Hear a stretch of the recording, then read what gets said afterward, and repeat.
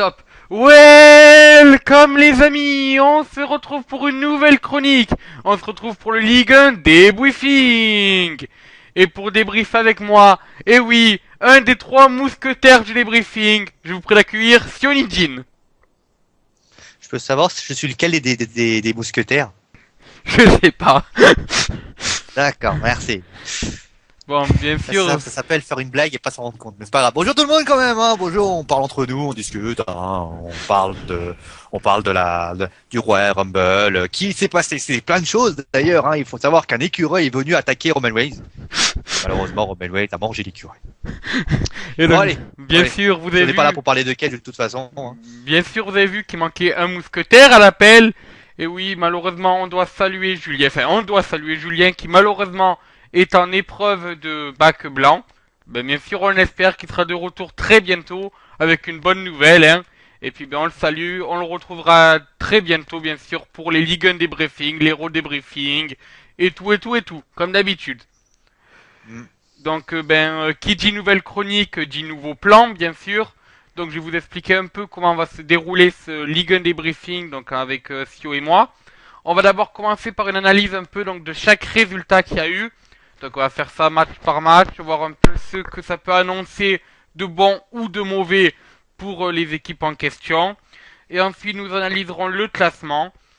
Et nous terminerons, si on a le temps, par un peu les stats de cette journée, parce que je pense qu'il y a beaucoup de choses à dire, notamment sur le nombre de cartons. Je dis ça, je dis rien. Bien, on va... Des cartons pour transporter des choses. Ben oui, bien sûr, des cartons Alors, pour pour revenir déménager. au sérieux, oui, il y a eu, je crois que lors du match, il y a eu des cartons rouges, pas mal de cartons rouges notamment, Ouais. qui ont été dégainés, notamment, je 6 sais plus cartons quel rouges. match. Voilà, il y a eu des cartons rouges, des cartons jaunes, beaucoup de cartons jaunes. Voilà. Alors justifié, injustifié. D'ailleurs, on parlera d'ailleurs d'une action du match de hier soir, c'est-à-dire Saint-Étienne-Paris.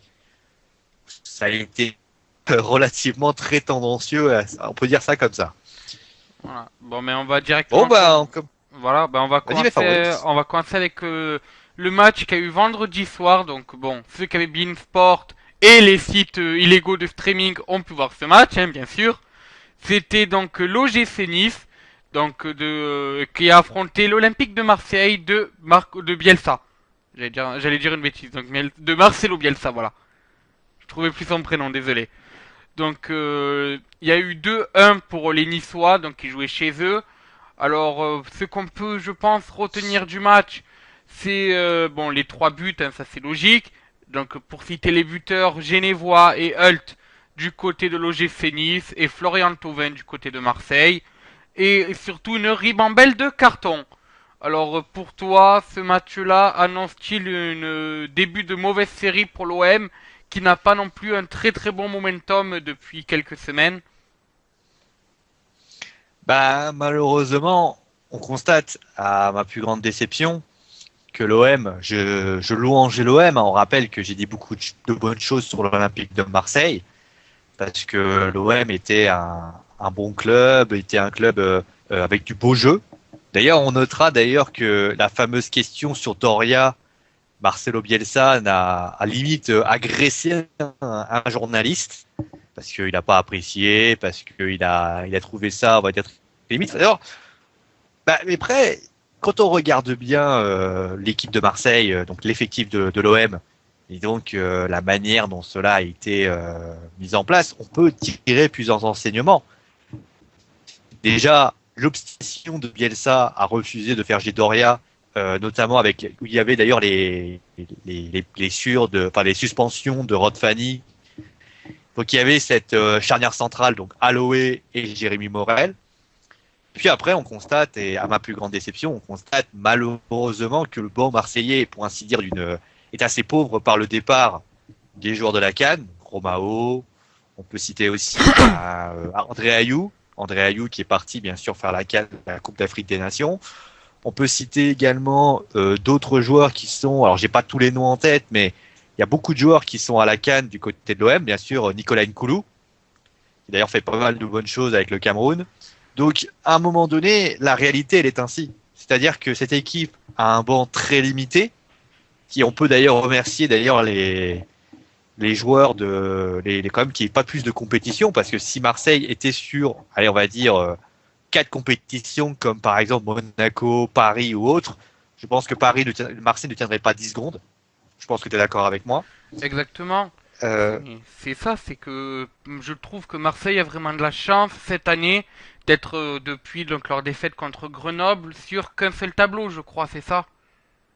voilà, ils sont plus sur un seul tableau, ils ne sont plus sur les compétitions nationales, puisque ils ont perdu contre en Coupe de la Ligue. Alors j'ai plus le nom de l'équipe en tête, je crois que c'est Rennes. Je vais chercher ça, ne t'inquiète pas. Après, ils ont perdu contre Grenoble, c'est vrai. Le premier match de la saison, de reprise de saison, ils avaient perdu contre Grenoble. Quand on regarde d'ailleurs, et on va simplement le citer de ça, quand on regarde les remplaçants marseillais, c'est assez révélatrice. Je veux dire, Fabrice, je sais pas si t'es là. Ah, c'est Tu révélateur. as Omrani, bon Doria qui est le problème Doria, Samba, Boutoba, Bangura et Sparagna. C'est pas des noms qu'on a l'habitude de voir, déjà.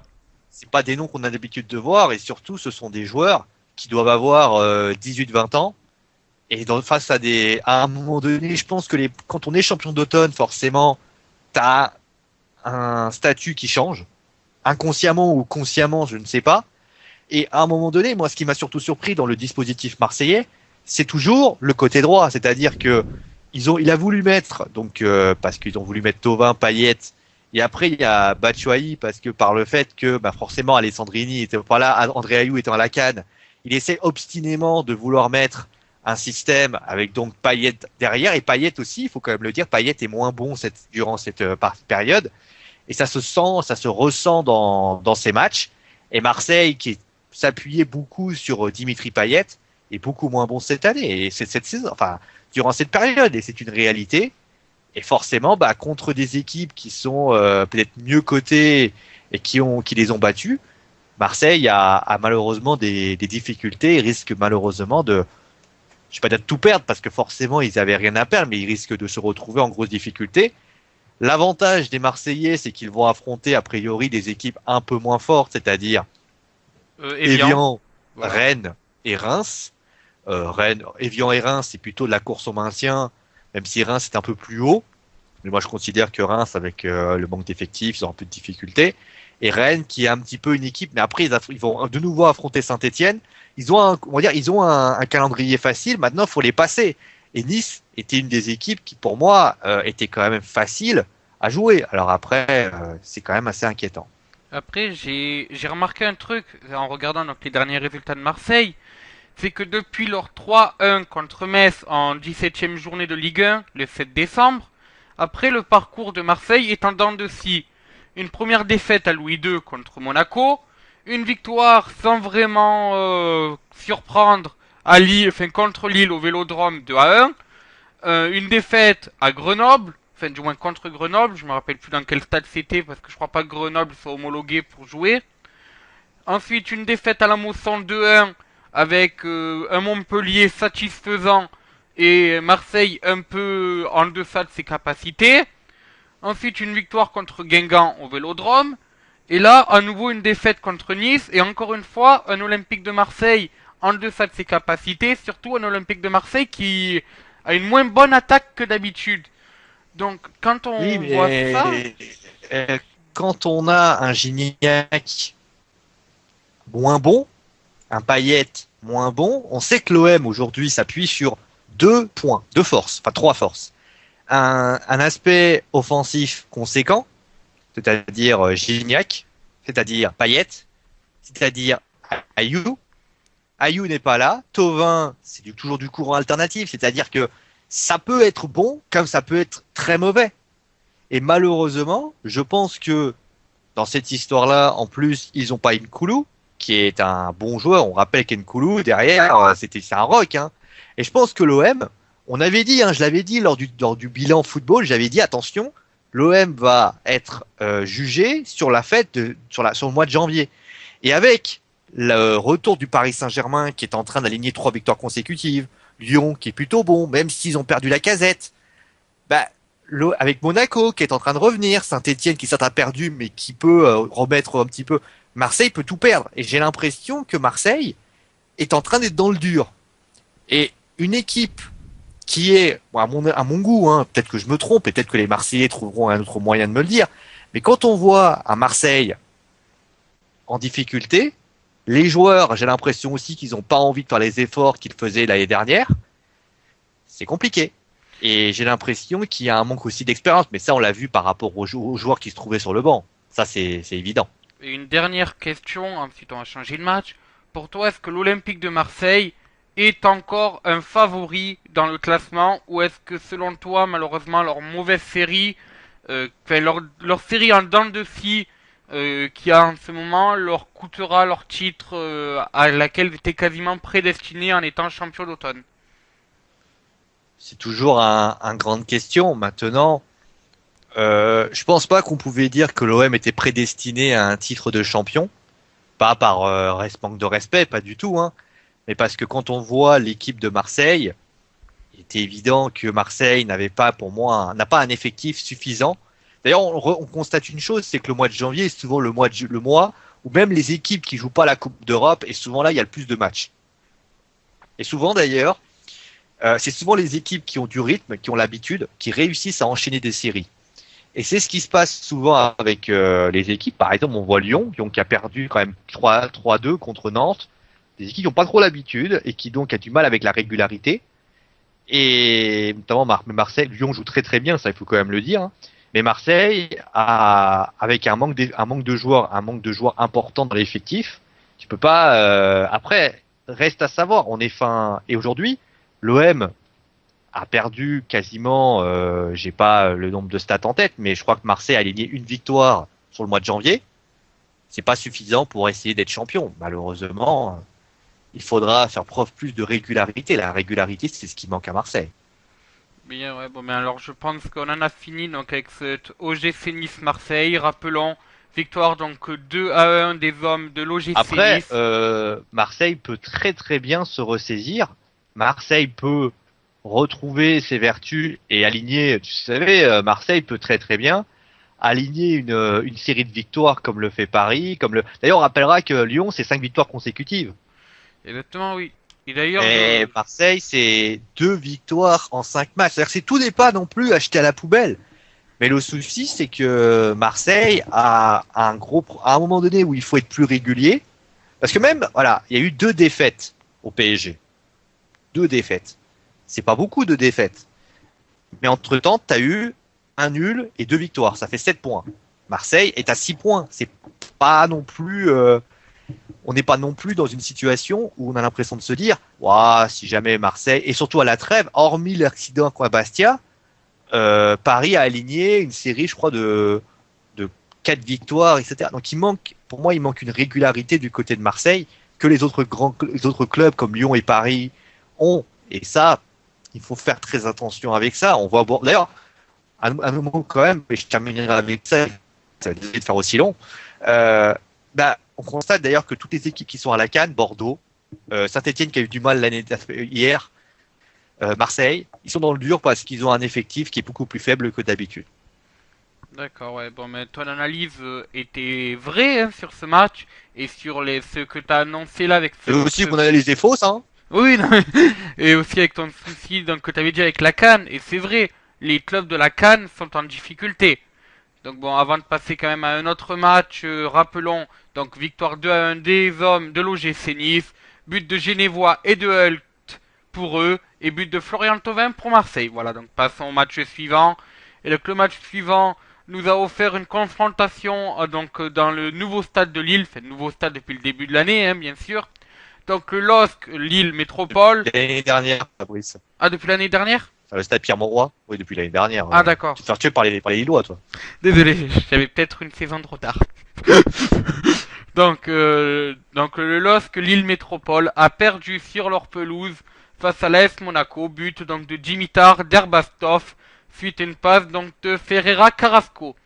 Alors donc on sait que Monaco voilà est quand même assez loin au niveau des points des cadres de tête, mais paradoxalement est aussi assez près parce qu'on peut voir qu'ils ont encore un matelas très très petit, mais ils ont quand même encore un matelas de sécurité par rapport à leur adversaire potentiel qui serait, pour l'instant, si on prend le classement, donc qui serait Bordeaux et qui serait Montpellier. Mais à côté, ils ont du mal à revenir sur les cadors qui sont Paris, qui sont Lyon, qui sont Marseille. Donc selon toi, est-ce que cette victoire donc sur les terres lilloises peut donner un avantage aux hommes de l'AS Monaco? Il faut pas oublier un détail, c'est que on rappellera que Monaco a vécu un début de saison catastrophique. Oui. Beaucoup de défaites. Ils ont essayé de faire un style de jeu. Enfin, Léo Drojardim a essayé un style de jeu. Il s'est ensuite contenté d'utiliser un système qui s'appelait donc le système que j'appelle chez moi le système très défensif. On rappelle d'ailleurs que Monaco est l'équipe qui a marqué le moins de buts, mais qui d'ailleurs est l'équipe qui a pris le moins de buts en Ligue des Champions et s'est qualifié pour être premier. Il est évident que quand on regarde le jeu monégasque, c'est pas le jeu le plus reluisant du championnat. On peut pas dire que l'ASM offre vraiment des possibilités. Après, l'avantage, c'est que ça marche. C'est que quand on regarde les prestations des 5 derniers matchs de Monaco, on constate quoi? On constate que Monaco a marqué un but par match. Hormis Non. le match contre Bordeaux où ça a été un match pourri. Non. Ils ont marqué 2 matchs contre Guingamp et 2 buts contre Guingamp et 2 buts contre Evian Tonon Gaillard. Donc, Oui, mais je te parle des 5 derniers matchs, Fabrice. Ah oui, merde. Ben oui, ben c'est ça. Le match juste avant. Les 5 derniers matchs, donc il y a un but à chaque fois. Donc ça veut dire qu'il y a une efficacité. Ils Oui. savent que de toute façon, avec le départ des grands ténors qu'ils avaient, les Falcao, etc., c'est compliqué pour eux de pouvoir exister, même s'ils ont des joueurs qui se révèlent. Hein. On parle par exemple de Bernardo Silva, qui est très très bon. Maintenant, c'est une équipe qui est basée surtout sur leur aspect défensif. Et ils savent s'appuyer dessus et ça marche. Monaco, c'est un peu le Lille de l'année dernière. C'est un peu une équipe qui, cette année, pour ainsi dire, c'est-à-dire c'était un peu paradoxal puisqu'ils affrontaient Lille. Et d'ailleurs, Lille s'est créé quelques belles occasions. Malheureusement, les Lillois, il faut le dire, les Lillois, ils ont eu d'ailleurs un but refusé sur un hors-jeu, qui était justifié. Parce qu'il y a eu des buts un peu aussi, des buts refusés sur hors-jeu aussi. Et après, il y a eu quelques occasions intéressantes, mais après, on constate que Monaco, ils savent contrôler un match, ils savent être efficaces, et ça, c'est ce qu'il faut dans une équipe. Après, c'est clair, c'est pas l'équipe la plus belle à avoir joué. Moi, je me suis vu le match entre Monaco et Bordeaux. Eh ben, dis donc, j'ai failli me pendre 14 fois, moi. C'était long, c'était difficile. Parce qu'à un moment donné, tu as un match qui, à mon goût, ne permet pas, et c'est normal après, il n'y a pas du tout de jeu. Hormis une frappe de Thomas Touré qui a rebondi sur la transversale, il a frappé, mais il a frappé complètement à côté. Malheureusement, c'était ça. Et ça, mais après, c'est un jeu qui est efficace. Et l'efficacité aujourd'hui, qu'on sait, d'ailleurs, dans le prochain match de Monaco, ils affrontent Lyon. Ça peut être une bonne situation et attention parce que Lyon a perdu Lacazette. Ça veut dire que s'ils perdent Lacazette plus là, est-ce qu'ils vont réussir à pouvoir se dépatouiller du système monégasque qui est pas facile à gérer? Et après, c'est Paris qu'ils affrontent. Donc ça veut dire qu'il y a déjà Paris et Monaco et Paris. Donc ça veut dire que s'ils récupèrent, donc ils gagnent 2 fois, et ils remonteraient, donc ça ferait donc 45 points. Et ils pourraient limite prendre la place de Saint-Etienne et prendre la place de Marseille et être à 3 points de l'Olympique Lyonnais. Donc ils ont un système de jeu qu'ils se gardent d'utiliser à raison puisque ça marche. Et résultat, c'est une très très belle équipe. Moi je trouve que c'est une belle équipe. Alors après le jeu est parfois un peu limité, mais c'est un style de jeu qui permet, on va dire, à l'équipe d'être présent dans les résultats.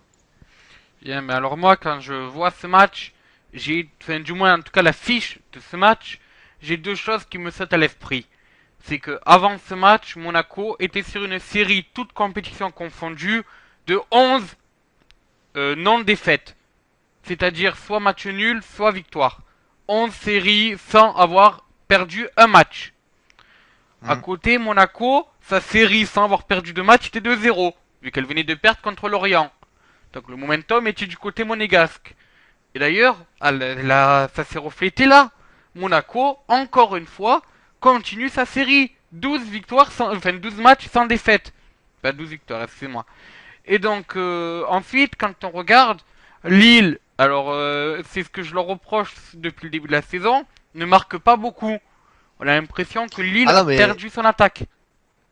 Lille Lille a perdu Solomon Kalou. Origi, je crois qu'il cherche la Belgique en ce moment.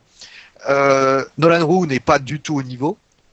Malheureusement, bah, quand tu alignes tout ça, quand tu fais les alliances des différents matchs, différents attaquants, c'est compliqué et j'ai même envie de vous dire, j'ai même envie de te dire, le match, voilà, c'est Monaco, ils sont réalistes.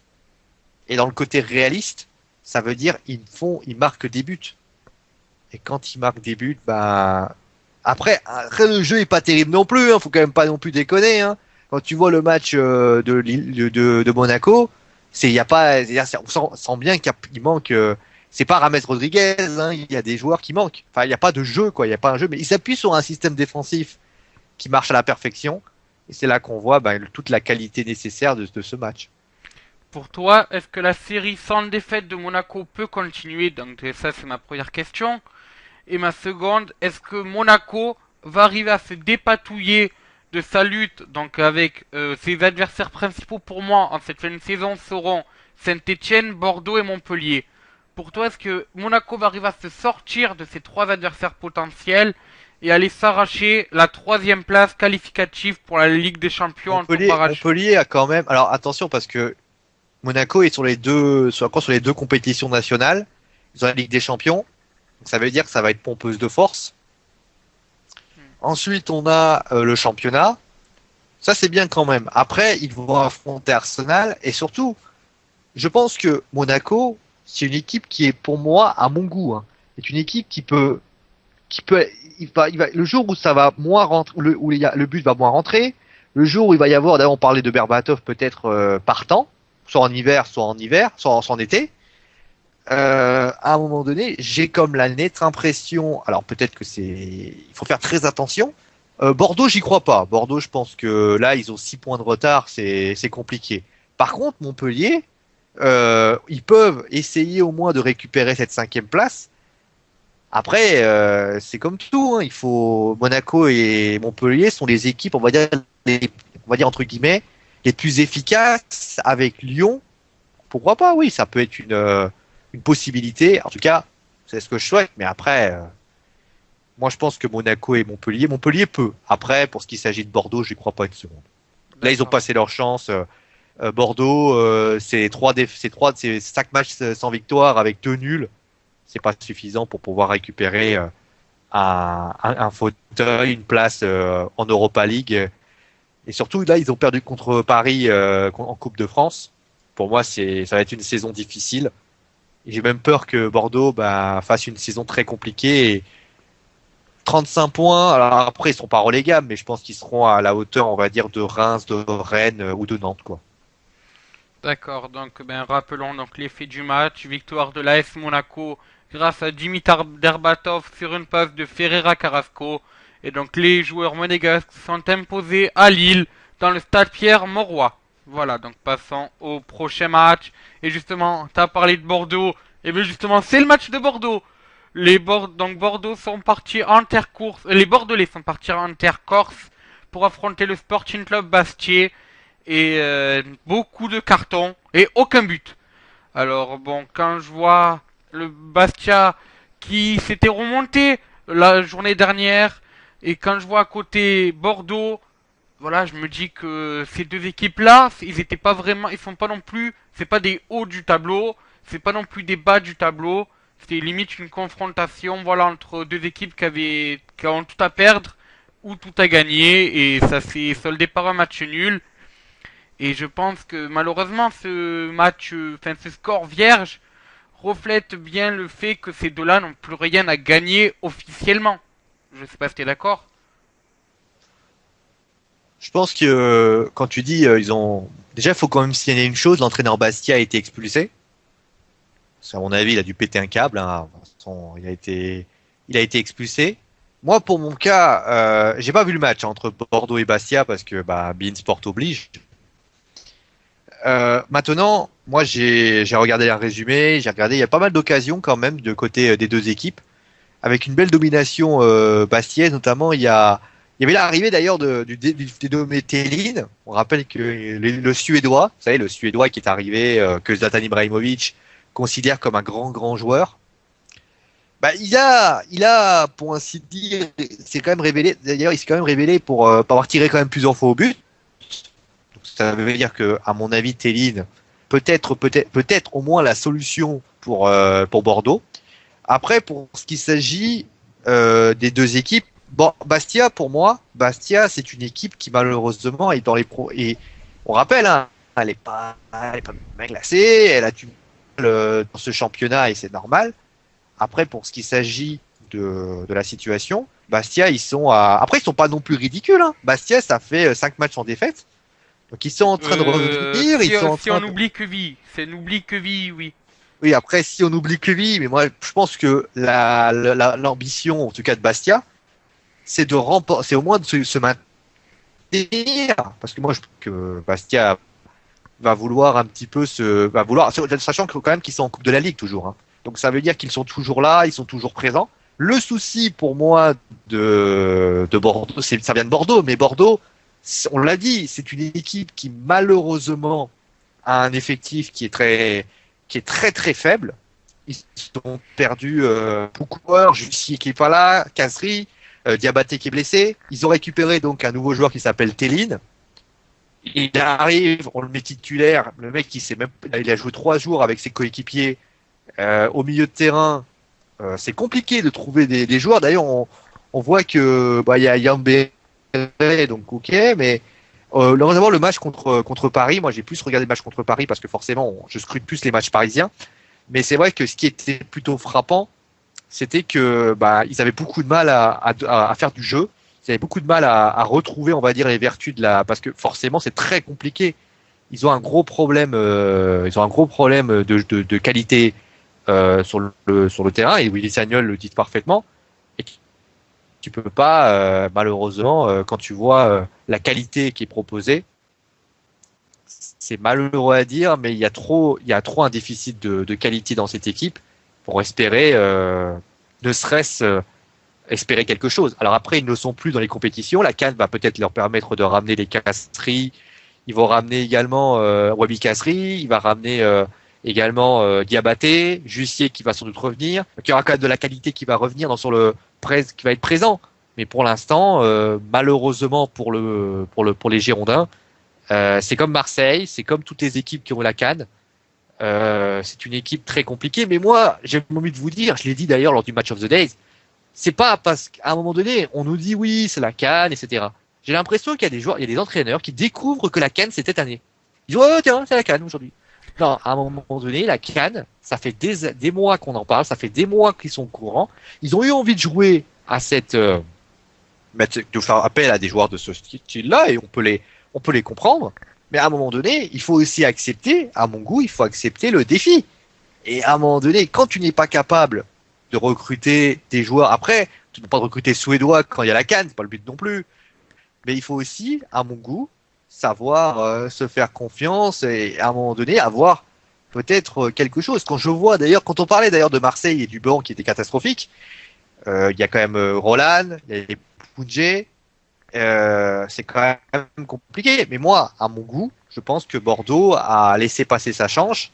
Notamment, on a vu le match contre Monaco qui était une véritable purge. Et d'ailleurs, ils avaient pris 5-1 contre Lyon. Et à mon avis, ce match-là, ils l'ont jamais digéré. D'accord, oui. Donc, déjà, faisons un petit point de classement après ce match-là. Donc, Bastia-Bordeaux. Les Bastiais, toujours en dehors de la zone rouge. Donc, depuis leur victoire, je me rappelle plus contre qui c'était. Je crois qu'ils avaient fait 3-1 contre Toulouse. Depuis, ils s'en sortent. Maintenant, 14e au classement. Donc, ils se rapprochent petit à petit du milieu de tableau.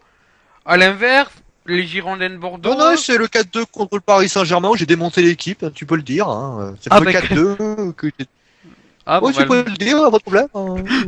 Je crois qu'ils avaient aussi fait un bon résultat à Toulouse. Ça les avait remontés aussi, je pense. Enfin, je crois. Match Et donc, non, ensuite, Bordeaux, eux, à l'opposé, ils descendent petit à petit. Là, ils se sont fait chipper une place par Montpellier la dernière journée. Ils stagnent un peu à la 7e place.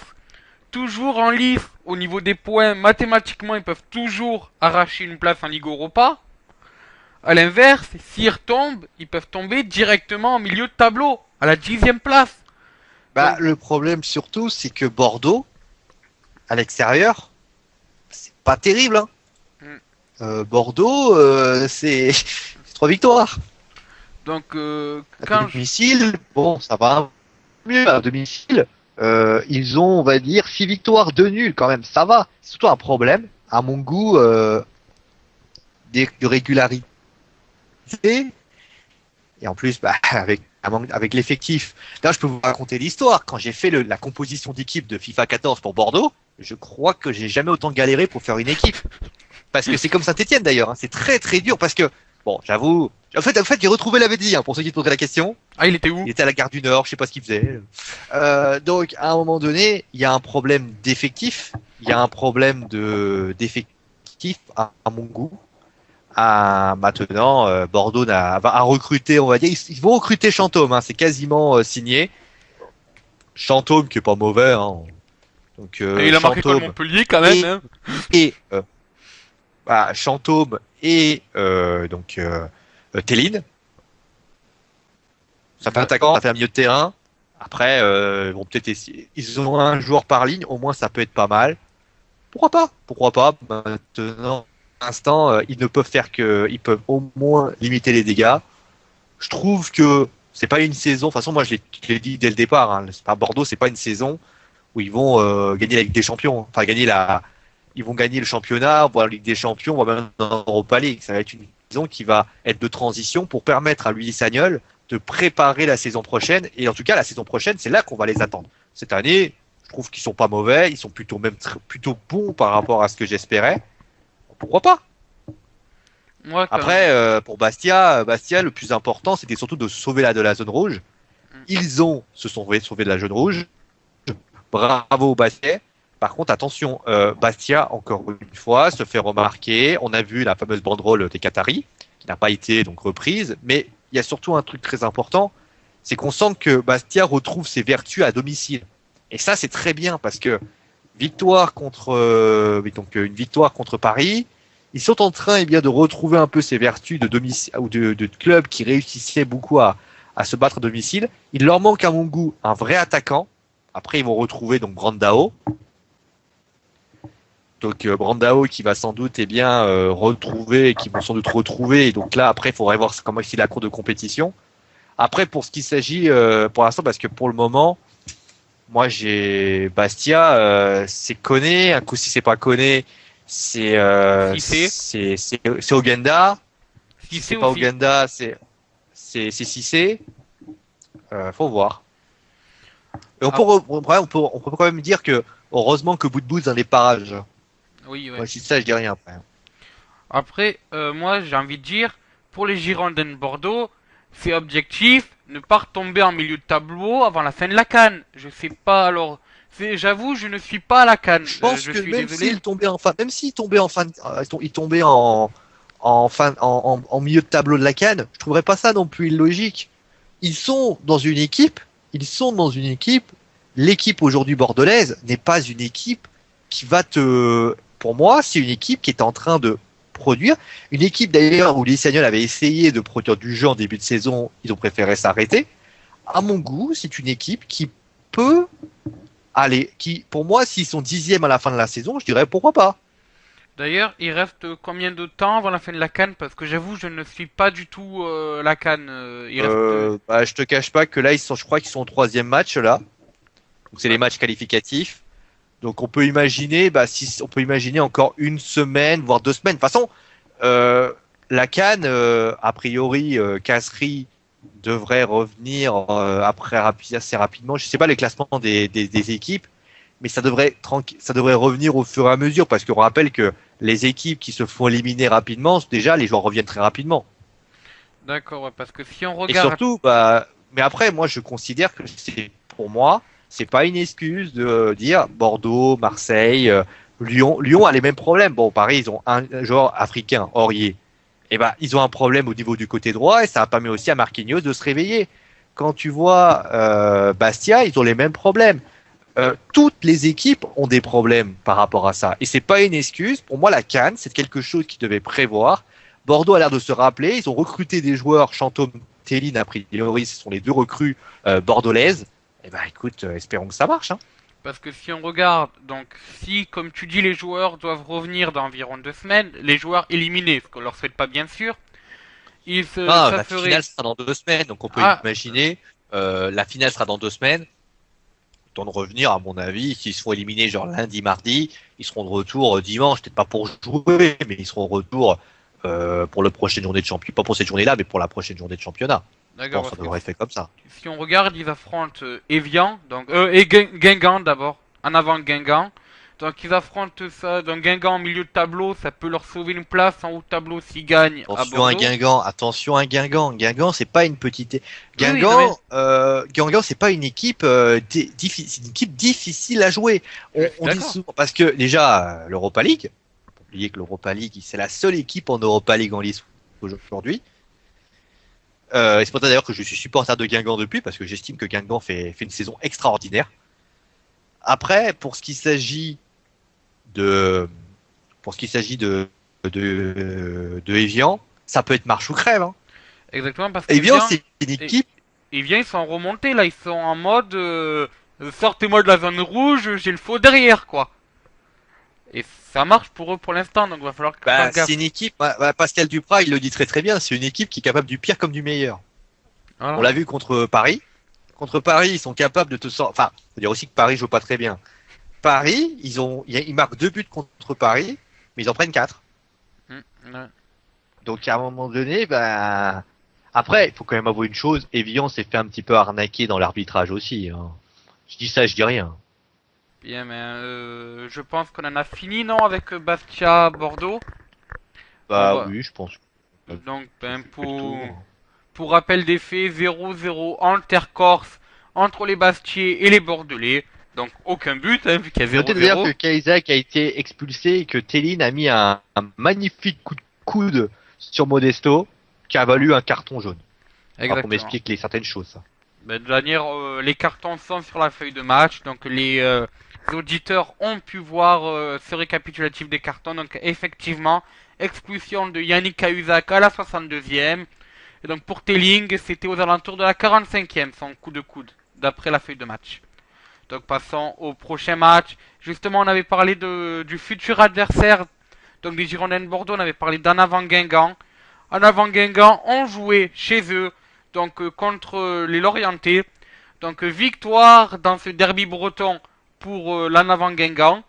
Donc alors, pour les buts, c'est Beauvou, Mandane et encore une fois Beauvou. Donc victoire de 3 buts à 2. Du côté Lorientais, c'est Jeannot et Lévesque. Alors, l'évêque, Contre son excusez-moi. camp. Contre 5 ans, Contre exactement. son camp, Dorian Lévesque. Si on regarde Euh, deux penalties, déjà, faut le noter, deux penalties. Alors, bon, je sais que l'arbitrage français n'est pas le meilleur au monde, mais quand on voit deux penalties dans un match, quand on voit 5 cartons, dont un rouge pour Younous Sankar à la 80 minutes, à la 80e, je me dis, soit dans le derby breton, ça alors, chauffe, soit il y il a un problème faut, avec l'arbitre. il faut savoir aussi que le premier carton jaune de Younes Sankaré, c'est un carton jaune sur une faute, hein, tout ce qui est de plus classique. Hein. Et le deuxième carton jaune, on va le décrire parce qu'on va tous décrire. C'est parce que Younes Sankaré n'est pas sorti assez vite. En Oh. fait, vous savez, quand vous sortez du terrain, il faut maintenant, vous savez, il faut faire Sonic, il faut courir vite. Donc en fait, Younes Sankaré, quand il sortait, semble-t-il marché à son goût, a fait ce qu'on appelle un gain de temps. C'est et en fait, il a pris un deuxième carton jaune. Il a été expulsé à cause de ça. Et donc justement, une petite question, vu qu'il s'est pris un carton rouge en sortant, son Forcément, remplaçant n'est pas rentré. le rentrant n'étant pas autorisé à rentrer, Voilà. ils ont fini à 10. Parce que Exactement. forcément, il allait pas avoir un. Non, mais pour ainsi dire, encore une fois, l'arbitrage français dans toute sa splendeur. Tu pourrais rajouter du temps. Ça, tu dis voilà, bon, bah, vous avez mis un peu trop de temps, je vous rajoute, au lieu de mettre rajouter 30 secondes, je rajoute une minute, ce qui est pas interdit, hein, on peut. Alors, moi, il y a deux façons de voir ça. Soit les gardiens qui prennent bien leur temps, qui posent le ballon, qui reculent pendant 10 minutes et qui frappent dedans, ça, pour moi, c'est du gain de temps. Thiago Motta qui s'énerve, qui pète un plomb, qui regarde le plafond et qui regarde comme si oh tiens il y a un oiseau. À un moment donné, ça c'est du gain de temps. Maintenant, Younes Sankharé, il a couru, il a marché, il a fait beaucoup d'efforts. Il est fatigué parce que bah, un joueur de foot a le droit d'être fatigué, on est d'accord. Oui. Maintenant, il n'est pas existe pas, enfin je crois dans l'arbitrage, il n'y a pas un dit le joueur de football devra faire un sprint juste à la Usain Bolt pour pouvoir sortir d'eux. Ça n'existe pas. Donc, quand Monsieur Chaperon dit il a gagné du temps, j'ai envie de lui dire, mais pourquoi tu n'allonges pas? Tu dis, bon, écoutez, vous faire le con, les gars, complet. Je vous donne, au lieu d'avoir, allez, minutes, le temps d'arrêt additionnel, eh ben, je t'en mets 5, et puis c'est réglé. Pourquoi c'est toujours, à un moment donné, je trouve ça, mais ignoble, ça pourrit un match, parce que ça aurait pu partir en vrille, hein, on est d'accord. Oui, oui. Ça aurait pu partir en vrille. Et au lieu de ça, bah, on se comporte comme des débiles profonds. Et c'est, pour moi, c'est inutile. C'est inutile. Surtout que le match était plutôt bon. Il y a eu certes des pénaltys, mais ça, les pénaltys, c'est toujours pareil. En plus, il y a eu 2 pénaltys. Il y a eu, je crois, les pénaltys qui sont totalement justifiés. Et après, pour moi, c'est un super match, il y a des occasions et tout. Et tu pourris le match juste parce que tu fais ce qu'on appelle une application. Enfin, je sais même pas si c'est dans le règlement. Ça se dit, le joueur devra faire un sprint à la Usain Bolt. Je trouve ça, pour moi, inutile. D'ailleurs, donc notons un truc, c'est qu'aucun des penalties n'a amené un carton. Déjà, c'est une bonne chose, tant mieux donc pour ça. Deuxième chose que j'aimerais noter, c'est que Guingamp était à 3-1 lors de l'expulsion donc de Younous Sankar. Ce qui veut dire qu'il n'avait aucun motif valable pour gagner du temps. Tu m'aurais dit, ils sont à 3-2, je t'aurais dit, ouais, d'accord, il peut gagner du temps pour pas que ça revienne à 3-3, mais ils sont à Non, 3-1. mais Et il reste des 10 pour minutes. raconter l'histoire, rappelons l'année dernière, moi je me rappelle de Clément Turpin, Zlatan et Edinson Cavani sortent. Ils sortent, Cavani et Zlatan sortent de manière un peu lentement. Ils sortent normal, voilà, comme toi, voilà, ils sortent. Ils se prennent 2 cartons jaunes. Ils se prennent un carton jaune chacun. On n'est pas obligé dans le football de courir pour sortir. Je suis désolé. Moi, si demain, prenons un exemple. Je crois pas que dans le tennis, enfin, est-ce que Rafael Nadal prend un avertissement à chaque fois que Pepa il fait tous ses mimiques et tout genre? Alors, à noter quand même un truc. Il fait donc ses petits trucs avec ses cheveux, son oreille et son nez, et son t-shirt, bien sûr, hein, j'allais oublier son fameux t-shirt. Ce n'est pas interdit. Par contre, il y a une règle, et ça, je crois qu'il s'était déjà pris 2 avertissements pour ça dans des matchs. Et il faut prendre 40 secondes entre le premier et le second service. Ça, bon, moi aussi, je me prends beaucoup d'avertissements pour ça, hein. Et ouais, quand on loupe le premier service, ça nous démoralise beaucoup. Et le problème, c'est que, voilà, c'est ça, c'est Ce qu'il que, vous dit pas, Fafa, c'est qu'en fait, il est en train de pleurer. Il fait pourquoi j'ai rien fait pourtant. Finalement, bah, il tire dans le filet, et il perd le point. non, voilà, non, ce que je veux dire par là, c'est que s'il a déjà pris des avertissements pour avoir tenu plus de 40 secondes entre son Non, premier mais et voilà, deuxième service, mais, sortir du terrain, c'est pas, faut pas faire un sprint. Je trouve ça, à mon goût, je trouve ça pour moi, limite, c'est dire, dépêche-toi, allez, casse-toi. T'as le sur- droit de courir. T'as pas le droit, t'es pas obligé de courir, mais un peu plus de temps. voilà, ouais, c'est ça, ouais. En tout cas, bon, on peut faire quand même un petit point sur le classement. Guingamp, milieu de tableau, toujours éternel, place donc de 12e. Une place qui pour l'instant lui va bien. Donc ça tourne toujours autour, hein. Un coup c'est la 11e, un coup c'est la 13e, un coup Après, c'est la la 12e. grosse qualité de Guingamp, c'est ils ont réussi à remporter les matchs qu'il fallait pour se faire distancer. À mon goût, Caen, Lens et Metz allez, Toulouse, Évian, Lorient à la limite. T'as 6 équipes, t'as 5, 6 équipes qui sont là. Guingamp a un gros panel de points. Alors après, il faudrait peut-être qu'ils gagnent un ou deux matchs de plus. Et je pense que ça devrait les rassurer un peu. Et donc à l'opposé, Lorient, lui, c'est un peu mission. Les gars, c'est normal que j'ai le dernier dans mon rétro. Voilà. C'est un Bah, peu ça. Lorient, malheureusement, Lorient, c'est une équipe, on rappelle encore une fois, Lorient, c'est une équipe qui a été, on rappellera encore une fois, une équipe qui a perdu son entraîneur Christian Gourcuff. Ils ont récupéré Sylvain Ripoll. Après, ils sont pas non plus. Bah, le problème de Lorient, c'est qu'ils ont eu aligné sur les 5 dernières journées, ils ont aligné 3 défaites pour 2 victoires. Et je pense que cette équipe est en mesure de se qualifier, de se maintenir. Ils ont des bons joueurs, les joueurs, ils ont des bons joueurs. Ça peut se faire. En tout cas, ils ont recruté Gianni Bruno, qui est un bon joueur, même si parfois Hector Guerrero qu'on connaît, qui d'ailleurs n'a pas le numéro de téléphone de Cristiano Ronaldo, ça il l'a dit. Et puis, bah, il y a quand même il y a quand même des joueurs capables de réussir. Et puis, oublie pas un détail, c'est 3-2. Ça veut dire que l'équipe a quand même produit du jeu, a quand même essayé de faire quelque chose de bien dans cette équipe. Ça prouve que voilà, ça peut changer. Moi, je suis plus inquiet, par exemple, pour des équipes comme Lens, Caen, voire même Toulouse. Hein. Donc bon, voilà, Lorient, il va falloir quand même qu'ils surveillent un peu leur rétro parce que Metz, qui est Après, dernier, est à 3 quand points. tu commences à être 23, 22, 21 points, forcément, t'as un peu plus peur. Maintenant, à toi de voir en fait ce que tu vas produire ensuite. Est-ce que c'est un coup de moins bien? Est-ce que c'est juste une défaite? Après, Lorient, c'est Guingamp. C'est surtout Guingamp qui me fait peur parce que Guingamp, ils ont perdu contre Guingamp. Ben Non, c'est une Guingamp, équipe. D'ailleurs, Lorient affronte Montpellier la prochaine journée. là ça risque d'être un peu dur C'est le malheureusement. calendrier en fait. Et surtout, moi j'ai juste envie de dire, là ils vont tomber sur Lorient qui vont affronter Montpellier. Après ils reçoivent Reims. Ils vont à Lyon. Ils retournent à Evian. À un moment donné, avec, enfin, je pense que Reims et Evian, s'ils perdent les matchs, bah, et après Bastia, ça peut être, on sera peut-être à ce moment-là, on saura si vraiment Lorient peut vraiment tomber fort. D'accord, oui. Bon, mais je pense qu'on n'a rien d'autre à dire sur ce match, non? Tu as vu la Bretagne.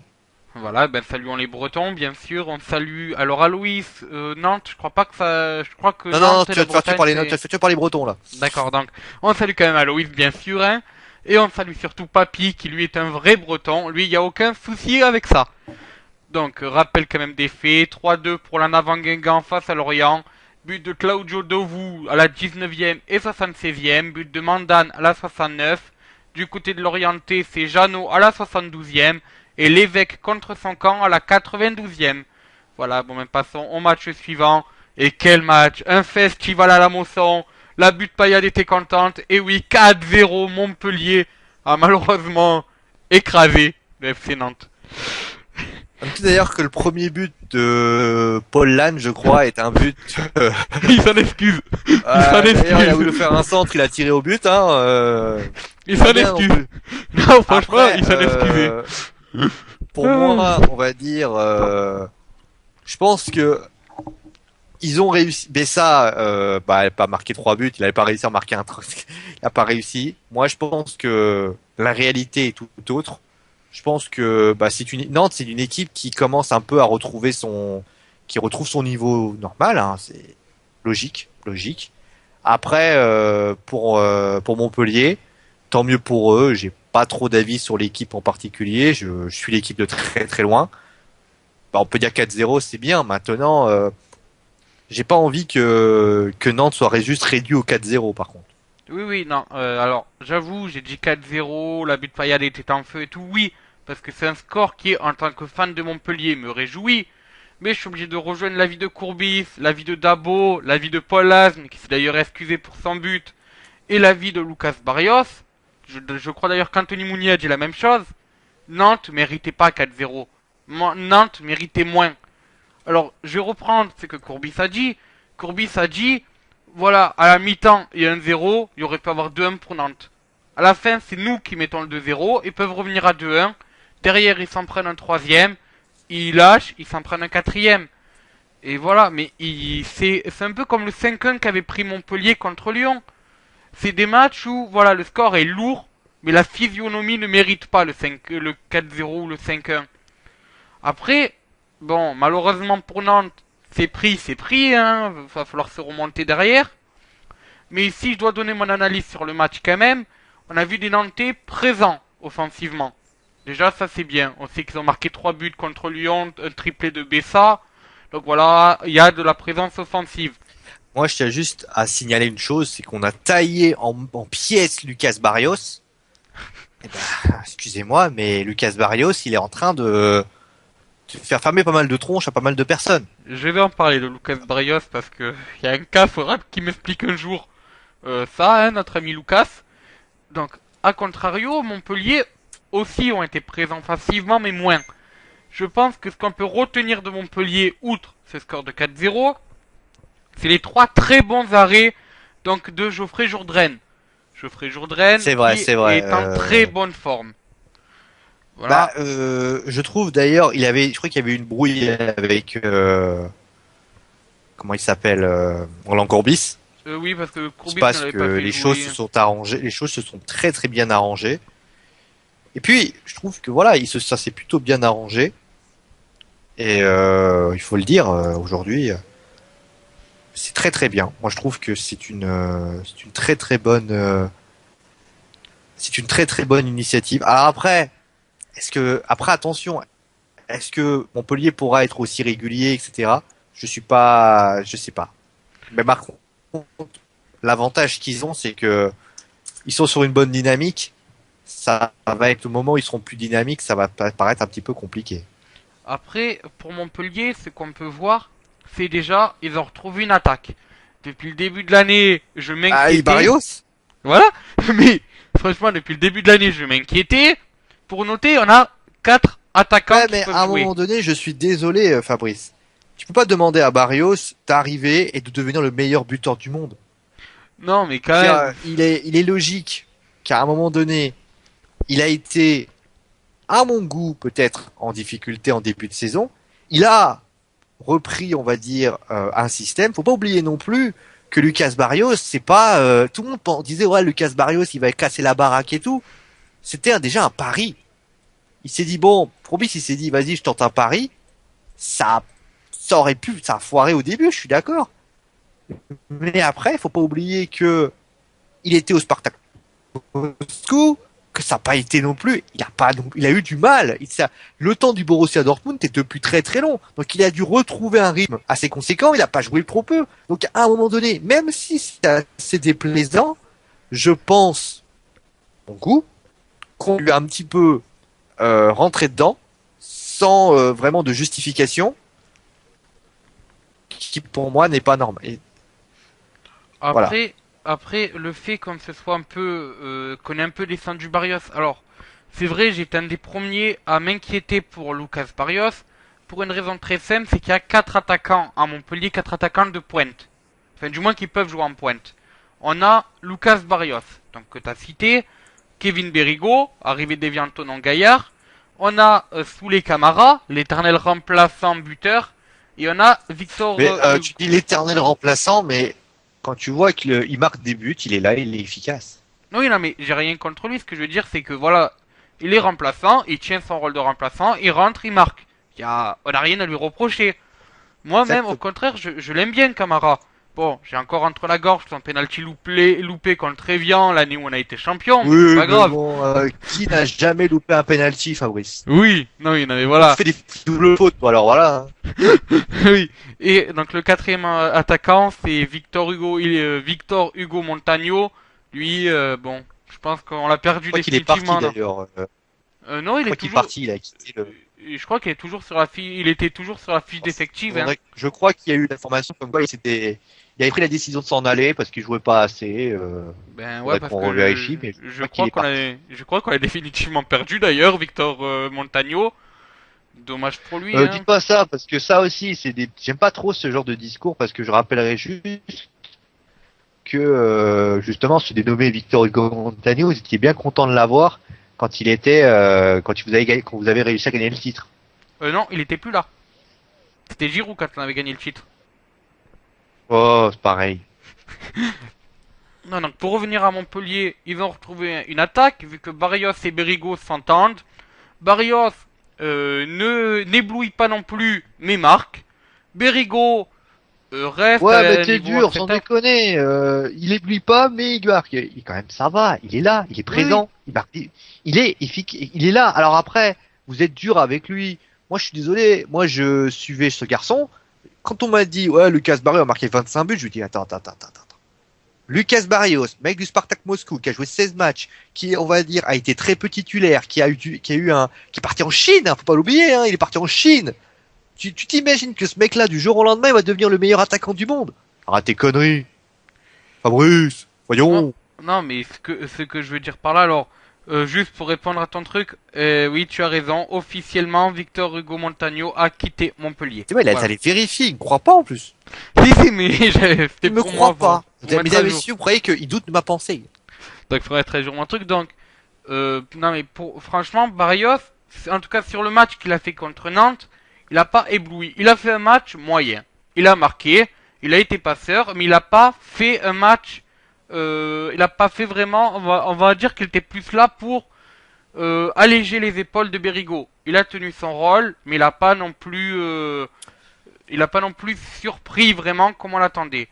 À l'inverse, Berigo, Comme d'hab, de toute façon, oui, comme la mauvaise foi montpelliéraine. non, non, non, non, au contraire même, Barrios, certes, il a pas surpris, mais il a fait quand même un match, voilà, convenable. Je pense que s'il continue comme ça, il n'y a pas de critique à lui faire non plus.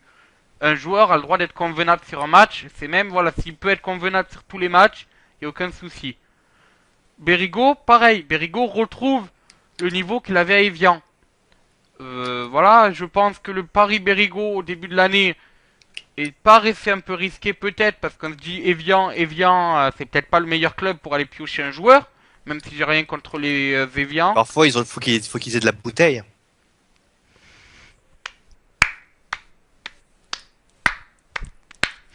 Bravo Thio. En plus d'avoir retrouvé cette attaque, ils ont un milieu assez jeune mais assez bon. Si on cite les quatre, parce que je crois qu'ils ont joué en 4-4-2 sur ce match, si on cite les quatre milieux sur ce match, on retrouve Morgan Sanson. Je pense qu'on n'a rien à dire sur lui, une Ça pépite y est, qui... une pépite, tout de suite. Non, franchement, il est très, pour son âge, il est très très bon. Pour le club de Montpellier, c'est une pépite. Tu le mets à Paris, il va rester sur le banc, hein, bien sûr. Parce qu'à Paris, ils ont Thiago Motta. Ou Marco Verratti, ou Johan Cabaye, ou Blaise Ouais, on n'est pas là pour Matuidi. parler des Parisiens, Ouais. Fabrice. En plus, on a Jonas Martin. Jonas Martin, il y a quelques années, je lui aurais pas mis une pièce dessus, même si je le trouvais assez bon sur certains matchs, voilà. Cette année, je trouve qu'il est en train d'exploser petit à petit. Je pense que ça peut être un bon joueur. Paul Laz, il marque. Bon, certes sur un but, oui, ça n'est excusé, mais il marque. Il est là, il est présent au milieu. Voilà. On a bien sûr, bon, qui a la canne, mais d'habitude en milieu, on pourrait avoir Jamel Saï. Voilà, on a vraiment un assez bon milieu. Marveau aussi peut jouer milieu. Dabo peut jouer milieu, même s'il préfère le mettre sur le côté. Donc voilà, on a un milieu de terrain assez jeune, mais assez bon. Et surtout, on a une défense efficace. LK, Hilton, Congrès, Dabo ou Deplagne et Jourdain. C'est une défense, c'est pas la meilleure défense de France, mais c'est une défense qui est capable de canasser des équipes très bien. Et je pense que Montpellier a un effectif, on va dire que quasiment tout le monde a à peu près le même niveau dans l'effectif. Il y a deux trois bons joueurs, Sanson, Barrios peut-être, Mounier. Mais en plus, ils ont surtout un niveau, voilà. Tout le monde a quasiment le même niveau. C'est un groupe homogène. Et encore des amis de Montpellier. Et donc voilà, je pense que les joueurs de Montpellier peuvent faire une meilleure saison que ce qu'on attendait d'eux. Je me rappelle, lors du bilan là, de football de fin d'année, vous avez rigolé quand je vous ai dit Montpellier peut jouer la Ligue Europa. Là, Et on rigole Montpellier, encore, hein. Montpellier est à 4 points de la Ligue Europa. Montpellier est à 4 points de la Ligue Europa, ce qui veut dire que s'ils font une fin de saison assez bonne, ce que j'espère bien sûr en tant que fan de Montpellier, ils peuvent aller taper dans cette place qualificative à la Ligue Europa. Sachant que, si je me rappelle bien le règlement, je crois que la 5e et la 6e place sont qualificatives si les vainqueurs de Coupe de France et de Coupe de la Ligue sont déjà qualifiés, c'est ça? Ouais, mais je veux pas faire mon pessimiste, mais quand on regarde les 5 premiers, Lyon, c'est même pas la peine. Hein. Oui, non, Marseille, Paris, pour moi, ils ont déjà quasiment 9 points d'avance. C'est compliqué. Après, Saint-Étienne, déjà 5 points d'avance. Et après, Monaco, peut-être. Mais Monaco, ils sont sur une bonne dynamique aussi. Je pense, à mon goût, que justement, Montpellier va peut-être réussir à être sixième, septième. Mais là, on a quand même, pour moi, enfin, le trio de tête, on va dire le top 5, avec peut-être quelques changements au niveau des 5. Mais pour moi, Saint-Étienne, c'est bon, c'est réglé. Paris, Marseille, Lyon, c'est réglé. Montpellier, pour moi, c'est trop tard. bon, je pense qu'on peut quand même suivre parce que si Montpellier continue sur un bon niveau, victoire quand même à Marseille, enfin victoire contre Marseille, victoire contre Nantes, s'il continue, je pense, après, comme on dit, il faut faire gaffe à tous les mauvais pas. Je dis si Montpellier continue, mais si Montpellier fait un mauvais pas, leurs chances en Ligue d'Europa sont finies. À l'inverse, Ouais, c'est ça. voilà. À l'inverse, Monaco, tant qu'ils continuent sur leur Après, lancée, ils Monaco, cadenassent Montpellier. l'avantage de Monaco, c'est qu'ils sont sur les deux compétitions nationales. Et donc, ils peuvent se qualifier. Après, ils auront leur place et ce serait réglé. Mais pour moi,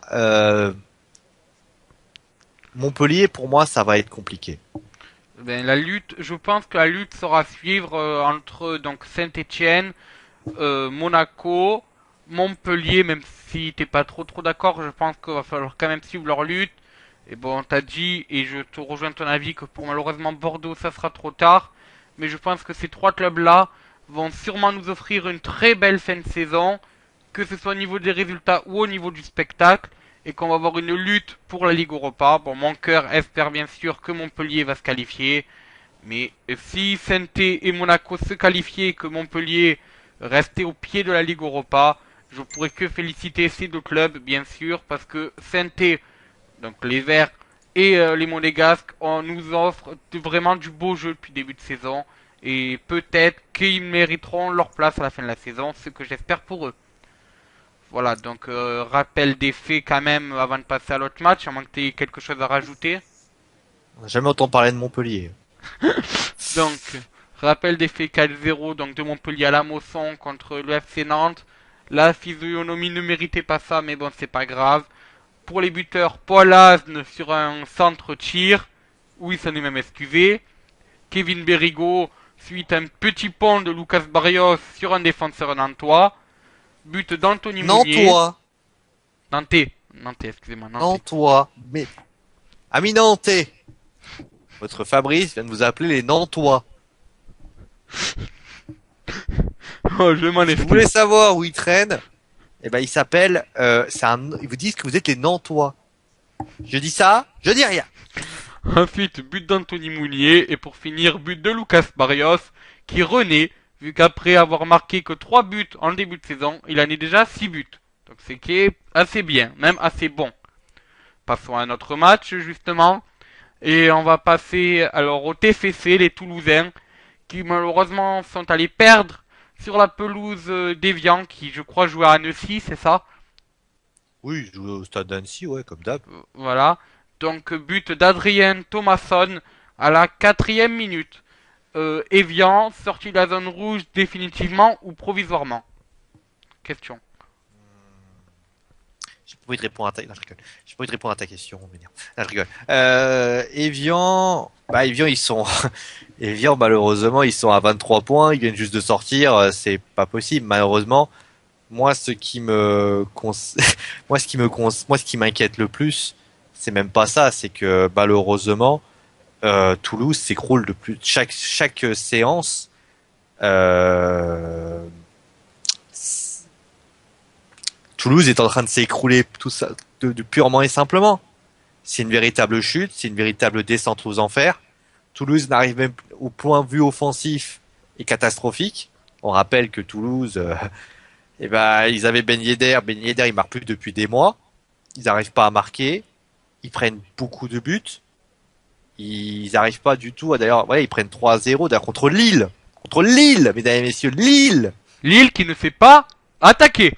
Je tiens à Qui ne s'est pas préciser. attaqué. Et pour moi, contre Evian, c'était vraiment le match où ils pouvaient essayer de se relancer.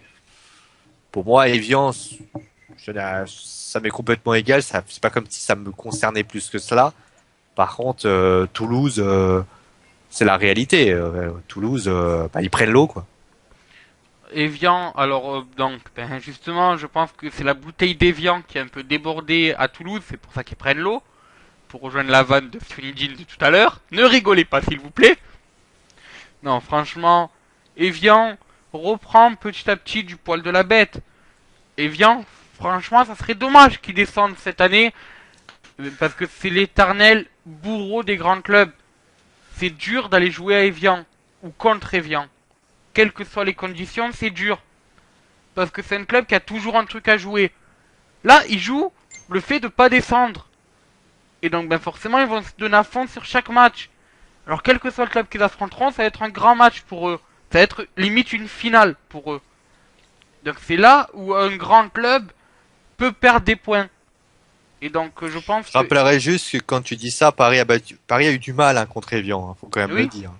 Oui, Montpellier, l'année où ils ont été champions, ont galéré contre Evian. D'ailleurs, ils n'ont jamais gagné. D'autres clubs ont galéré aussi contre Evian. Je crois me rappeler que Marseille, une année, je crois que c'était l'an dernier ou cette année, avait vraiment galéré aussi contre Evian. Evian est le bourreau des grandes équipes, selon moi. Donc à suivre. À côté, Toulouse, décevant en ce moment. Encore une fois, un carton rouge. Attention quand même à Evian, à Toulouse qui descend, qui descend, qui descend. Là, ça fait 22 points. Caen est dans une bonne spirale. Si jamais il se dit que Toulouse continue à perdre, Caen va prendre la place et Toulouse pourrait être relégable, hein, la semaine prochaine, hein. Et oui, malheureusement. C'est ça, j'avais dit pour Lorient, attention, pourquoi j'ai le dernier dans mon rétro. Ben là, Toulouse, c'est pourquoi j'ai le dernier qui me colle aux fesses, quoi. C'est ça. Ils sont à 2 points du dernier. Ce qui veut dire que la semaine prochaine, si Metz, Lens et Caen viennent à gagner, Toulouse peut se retrouver dernier. Toulouse peut se retrouver avec la cuillère en bois. Ça fait assez mal, je pense, pour les TFC.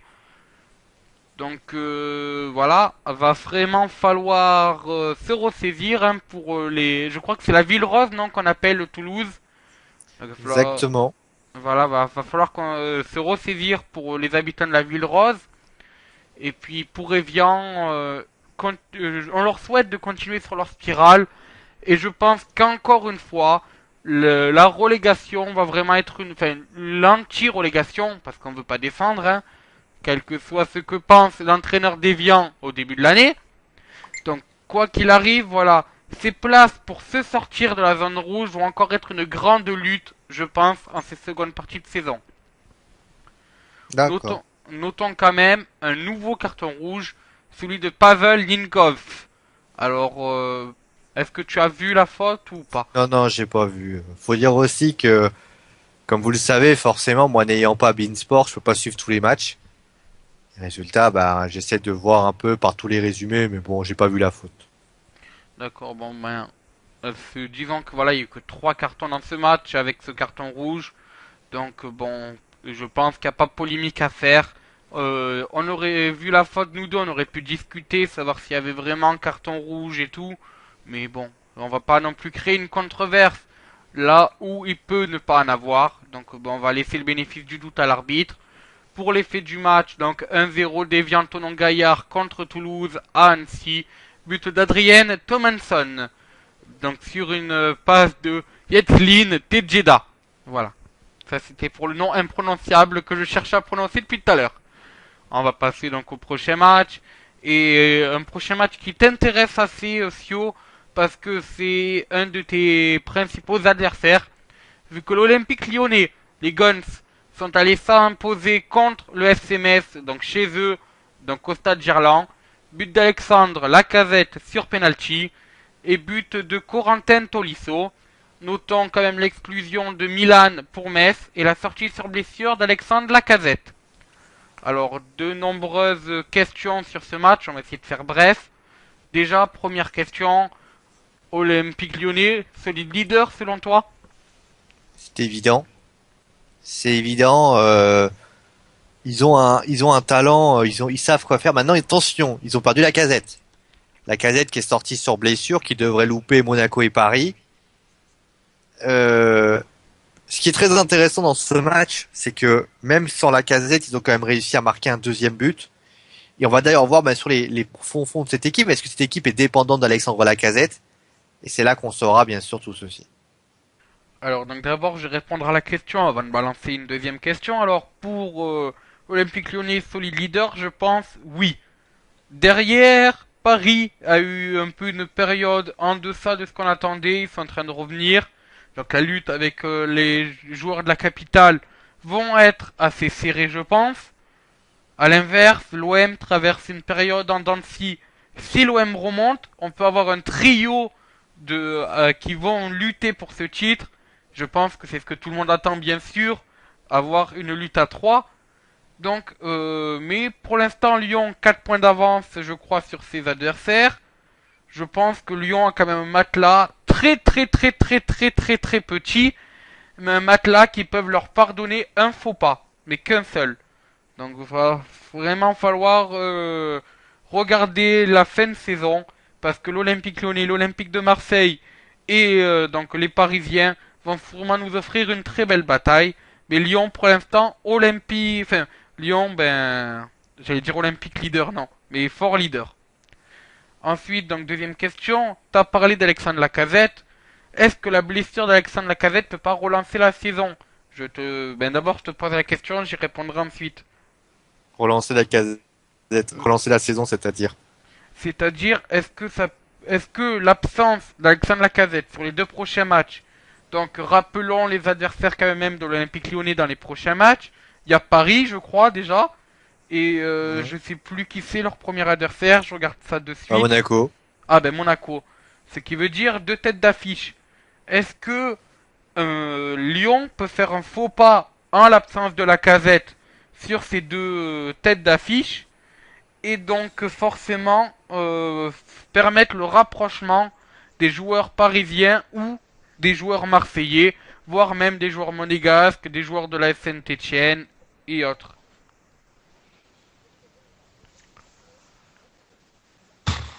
Ils ont remplacé la Casette par Cornet, qui a pas été dégueulasse du tout. Il a fait un bon match. Maintenant, c'est Metz.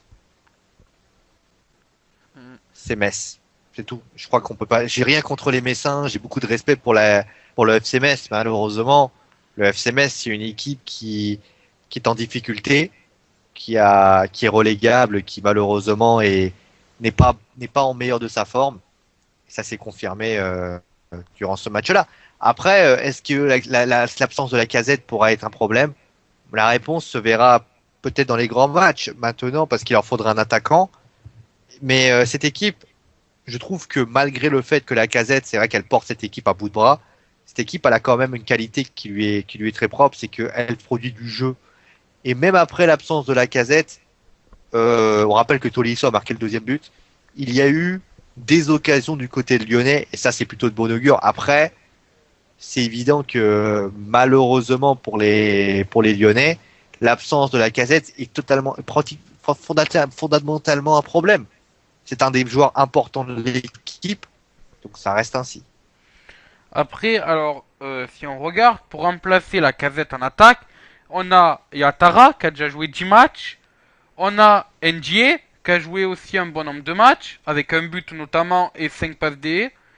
On a Yacine Benzia, alors je sais pas, il est pas à la CAN, non, Yacine Benzia, cette année? Non, il est pas à la CAN. D'accord, ouais, donc on peut toujours faire entrer le jeune Benzia, on peut mettre Cornet comme il a fait là, et bon, ensuite après, en dernier recours, si vraiment il y a plus personne, il y a l'Abidji.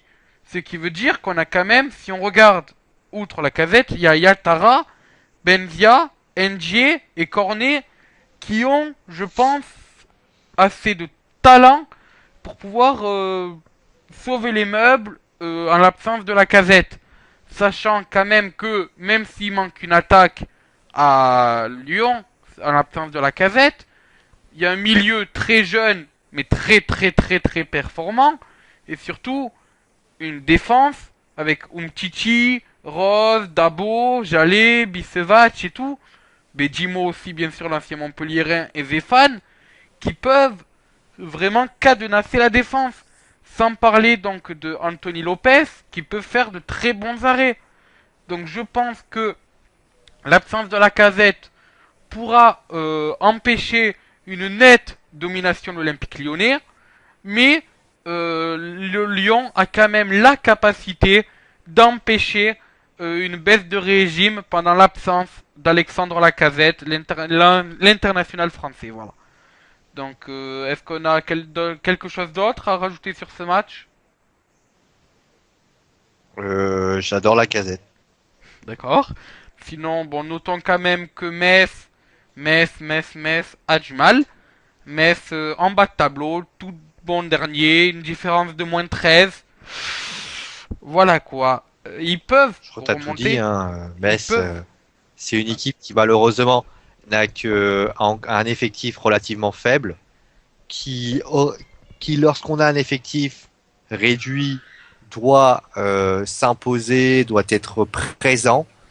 Et quand on n'est pas capable de engraisser des points à un moment donné, comme le fait par exemple des équipes, hein, il y a des équipes qui le font et avec beaucoup de qualité et beaucoup de respect.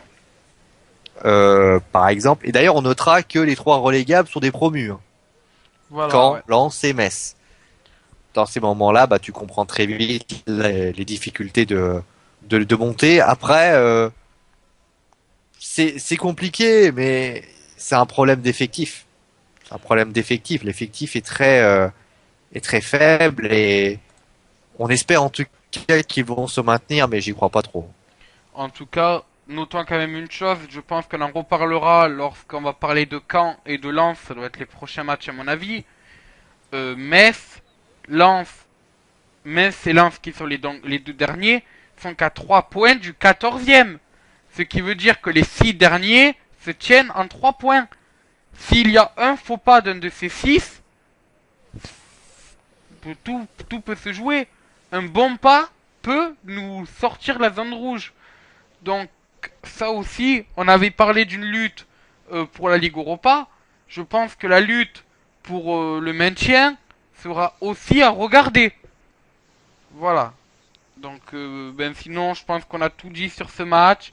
Rappel des faits de victoire 2-0 des Lyonnais à Gerland. But d'Alexandre Lacazette sur penalty. Sorti ensuite, donc sur blessure. But de Corentin Tolisso à la 83e. Et quand est-ce qu'il ternit le match? Carton rouge pour Guida Milan. Donc, Ça, un carton rouge complètement stupide, c'est-à-dire que c'est la fameuse double peine à 2 balles qu'on a. Je trouve ça, mais pour moi, c'est totalement illogique. Déjà, t'as un penalty, tu prends la double peine avec carton rouge. ah, Comment on fait de voilà, la main? c'est sur le but de la casette, c'est ça qui prend le carton? Enfin, sur le penalty de la casette. Oui, voilà, c'est ça. C'est pas possible, quoi. Donc bon, malheureusement, Guito Milan qui devra louper le prochain match des Messins. C'est dommage, mais bon. C'est la fameuse triple peine, je dirais. Vu qu'en plus de prendre le penalty, en plus de prendre le but, donc ça fait déjà une peine.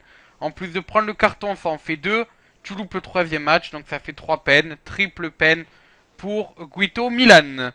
Donc passons donc au prochain match. Match malheureusement assez décevant au niveau du score. Vu que ceux que j'ai malencontreusement appelés les Remsois lors du dernier classement de Ligue 1, que vous retrouverez d'ailleurs ce soir quand même sur le forum malgré cette vidéo, vu que donc le lien sera sûrement dans la description, donc vous pourrez suivre ce classement. Donc le stade de Reims chez eux a tenu ses cages vides et comment dire ça, ses cages vierges, voilà, vu qu'il y a eu 0-0 face au Racing Club de Lens. Les nordistes aussi donc n'ont pas marqué. À noter quand même trois cartons jaunes, Bourillon et Takalfred pour Reims et Willan Cyprien pour le RC Lens. Match nul en bas de tableau pour Lens. c'est un peu une contre-performance, non, pour les nordistes? Le pire dans tout ça, c'est qu'ils ont eu des occasions. Ils ont eu des occasions. Il y a une occasion de Koulibaly. Ah, ça va pas facile à porter en ce moment. Qui met une frappe. Ça atterrit, il y a ces erreurs-là et tout. Ils ont les occasions. Mais Lens, malheureusement, dans ce match-là, a manqué de réalisme. Et c'est ça qui manque vraiment à cette équipe cette saison. C'est un vrai buteur, un buteur capable de mettre des ballons au fond. Et c'est ça qui est terrible dans cette équipe, c'est qu'elle se bat, comme un lion. Elle se bat, elle réussit à donner. Et surtout, ça c'est. Et puis voilà. Hein. Une petite question. Bon, Reims, milieu de tableau, je pense que ça sera leur résultat à la fin de la saison. Mais pour Lens, ils sont donc à un point du premier relégable, qui est le Stade Malherbe de Caen. Et surtout, ils sont à 3 points, ils sont ouais, à 3 points du 14e. Quand on regarde les noms qu'il y a devant eux, donc le Stade Malherbe de Caen que j'ai cité, le TFC qui donc de Toulouse Football Club qui malheureusement galère en ce moment, Evian Tonon Gaillard qui surprend mais qui peut redescendre à tout moment, comme l'a dit Dupraz, ils sont capables du meilleur comme du pire. On a le FC Lorient, c'est en dents de scie, et on a le Sporting Club Bastier qui eux par contre dominent. Enfin dominent, du moins font des bons résultats. Moi je me dis, Lens a encore sa chance de se sauver. S'ils continuent à jouer, si la chance est avec eux, il y a possibilité que les 100 et or soient encore en Ligue 1 l'an prochain. Je sais pas ton avis. Je sais pas. C'est tellement compliqué et les Lyonnais, enfin les Lensois, ça va être un combat de tous les instants. Ils ont l'avantage de pas être décrochés, mais tout ceci n'est pas chose facile. En tout cas, encore une fois, bataille à suivre, cette bataille pour le maintien. Donc chaque semaine, vous aurez un débrief de Ligue 1. Donc chaque semaine, on verra les avancées donc de cette lutte pour le maintien. Voilà, en espérant que les clubs que l'on aime bien dans cette mauvaise zone arrivent à s'en sortir. Et puis, ben, ça sera malheureusement dommage pour les autres clubs. Voilà, passons quand même à un autre match. Et donc, un match qui a aussi vu quelqu'un qui est en zone rouge. Donc, le Stade Malherbe de Caen. Qui s'est assez facilement imposé, on va dire, contre le Stade Rennais. Alors, petit pied de nez à mon avis pour un ancien joueur du Stade Rennais, vu que Julien Ferré, donc qui avait porté le maillot breton, a signé 2 passes D et un but. Donc quand on fait du match sur ce 4-1, ouverture du score de Sloan Privat à la 4e minute, Benjamin André à la 15e égalise. En seconde mi-temps, on a eu Lénine Angif, Julian Ferré et Damien Da Silva pour clore ce match. Donc bon ben déjà une petite question. Julien Ferré a démontré que affronter ses anciens coéquipiers n'est pas forcément une chose difficile. Je sais pas ce que t'en penses. Euh, je sais pas. C'est les Canets, c'est une sacrée équipe et je sais pas. C'est toujours une équipe yo-yo hein, en Ligue 1. Après, Julien Ferret, c'est un bon joueur, ça c'est sûr. Mais après, c'est pas lui qui va sauver c'est pas celui quand, c'est toute l'équipe. Hein. Oui, non mais ce que je veux dire par là, c'est que on dit généralement jouer ses anciens coéquipiers, ça c'est dur, soit on est mal accueilli. Vous pouvez demander au pauvre capitaine d'Anderlecht ce qu'il en pense. Voilà cette fameuse controverse quant au tifo du Standard de Liège en Belgique. Malheureusement, les pauvres ultra infernaux qui ont fait une petite gaffe avec ce tifo en T3H3, c'est bon, c'est dommage, mais bon, nous ne sommes pas là pour parler de la Jupiler Pro League, même s'il y a de bons matchs quand même là-bas. Nous sommes là pour parler de Ligue 1. Et donc, voilà, le Stade Malherbe de Caen, comme tu dis, équipe yo-yo. Julien Ferré a démontré que contre ses anciens coéquipiers, on pouvait quand même bien jouer. Quand pour l'instant se sort déjà du siège de dernier, vu qu'ils ont rendu la cuillère en bois à Metz. Donc bon, je me dis que Caen peut encore se sauver, seulement un point du TFC. Donc le TFC sans mauvaise période, ça peut être jouable. 2 points d'Evian Tonon Gaillard, ça peut être jouable encore. 2 points du FC Lorient et 2 points donc du stade du Sporting Club, excusez-moi, de Bastia. Ça aussi ça peut être jouable. Donc ben je pense que quand encore une fin de saison sûrement assez dur parce que c'est match retour forcément. Donc qui dit match retour dit affronter les grands du tableau. Donc il va falloir faire attention, mais Caen peut toujours se sauver. Le promu d'ailleurs, je crois que vous avez terminé premier non l'an dernier de Ligue 2. Merci de m'aider, Sio. Je sais plus. On se sent aider des fois avec Sionijin, hein, c'est pas possible. D'ailleurs, je vous rappelle le sondage. Si vous voulez que Sio parte, tapez 1. Si vous voulez que Sio reste, tapez 2. Et si vous voulez que Sio... que je tape Sio, tapez 3. Voilà. T'es toujours là, Sio? Oui, je suis toujours là. D'accord. Passons donc au prochain match. Dernier match donc de cette journée. Et oui, l'émission est bientôt finie malheureusement. Un match qui réjouira Sio. Donc vous pourrez suivre d'ailleurs son match of the day qui, si je me rappelle bien, enfin si j'ai bien vu, est déjà sur le YouTube donc de Wrestling Foot Game. Donc bon, commençons déjà par le rappel des faits. Victoire 1-0 des Parisiens, donc dans le chaudron, vu que les Parisiens sont allés s'imposer en terre des Verts. But de Zlatan Ibrahimovic sur penalty. Penalty qui n'a pas offert de double sanction vu qu'il n'y a pas eu de carton avant ce penalty. Voilà, donc vu que tu as vu le match, étant donné que tu as fait le match of the day, je te laisse un peu commenter en quelques mots cette victoire parisienne. Donc comme je l'ai dit, pour ceux qui ont envie d'avoir une plus grande analyse, ton match of the day est disponible sur Wrestling Foot Game. On mettra sûrement le lien dans la description pour ceux qui ne l'ont pas encore vu. Donc ben voilà, en quelques mots, quelle est ton analyse sur cette victoire parisienne? C'est un match qui reste. C'est vrai que c'est un match, on va dire que le Paris Saint-Germain a montré un visage très intéressant. Je trouvais par exemple que le Paris SG avait été discipliné, avait joué au jeu, avait dominé, on va dire, son sujet. Et j'ai trouvé d'ailleurs que cette équipe beaucoup plus intéressante qu'il y a quelques semaines. Seul souci, c'est pour moi, c'est le problème de l'efficacité, c'est-à-dire que même quand ils ont dominé, ils ont sont créé que 2-3 occasions. Et ça, par contre, il faudra réajuster ça dans les semaines qui viennent. Ils ont gagné contre Saint-Étienne, c'est mérité totalement. Saint-Étienne a pas réussi à exister dans ce match. Par contre, ça marchera peut-être pas contre Monaco et Lyon. Il va falloir être beaucoup plus tueur dans ce match. Et ça, quand ils seront tueurs, je pense que Paris sera quand même une grosse équipe à jouer. D'accord. D'ailleurs, ben, tu parlais de Paris discipliné. Si on regarde au niveau du fair play, c'est vrai que Paris, étonnamment d'ailleurs, n'est que 13e au classement avec déjà 3 cartons rouges. Voilà, encore une fois un match à beaucoup de cartons, vu que pour rappeler le match a eu 5 cartons. Premier carton c'est pour Ricky Van Wisgel. Est-ce que tu sais prononcer son nom, Van Sio? Finkel. Merci. Deuxième carton pour Franck Tabanou. Là au moins c'est plus facile déjà prononcer son nom. Ensuite c'est Lucas Mouras qui a pris un carton jaune à la 72e.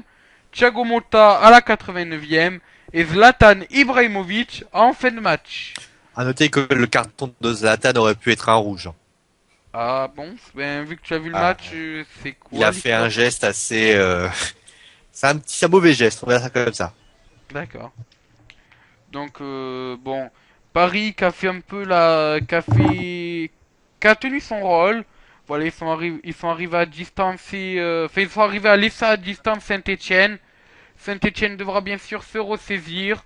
Comme on l'a évoqué tout à l'heure, il y a une fameuse lutte pour la Ligue Europa, vu que Monaco est pas loin. On a donc bon Montpellier bien sûr, et on a d'autres équipes. Donc il va falloir suivre cette bataille pour la Ligue Europa. Paris, lui, en bataille pour le classement avec l'Olympique de Marseille et l'Olympique Lyonnais. Donc là aussi, ça sera serré pour les Parisiens. Vraiment une bataille en haut de tableau à suivre avec les 7-8 premiers, que ce soit en seconde partie pour la Ligue Europa, en première partie pour le Graal suprême, c'est-à-dire la Ligue 1.